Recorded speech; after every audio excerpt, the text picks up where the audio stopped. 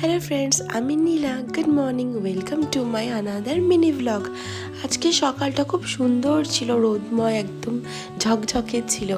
আজকে সকালটা একটু অন্যরকমভাবে শুরু করেছিলাম আমার ফ্রেন্ডের বাড়িতে।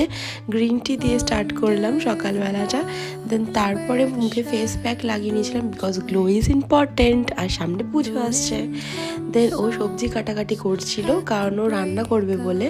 তো আজকে বানিয়েছিল কাতলা মাছের কালিয়া অ্যান্ড চিংড়ি ভাপা, যেটা খেতে ভীষণ ডেলিশিয়াস ছিল। দেন আমি রেডি হয়ে নিচ্ছিলাম বাড়ির উদ্দেশ্যে বেরোবো বলে। বাড়ি তো যেতেই হবে না, তো বেরিয়ে পড়েছি আমি। এই যে বেরিয়ে গেলাম বাড়ি থেকে, এখন নিজের বাড়িতে যাচ্ছি। আবার অনেকদিন পরে দেখা হবে।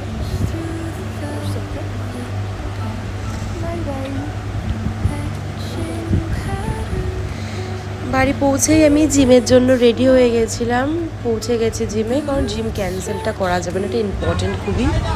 তারপরে বাড়ি যাওয়ার পথে দেখি প্রসাদ বিতরণ হচ্ছে গণেশ চতুর্থীর জন্য, খিচুড়ি আর তরকারি, যেটা খেয়েই আমি রাত্রেবেলায় ঘুমিয়ে পড়েছিলাম।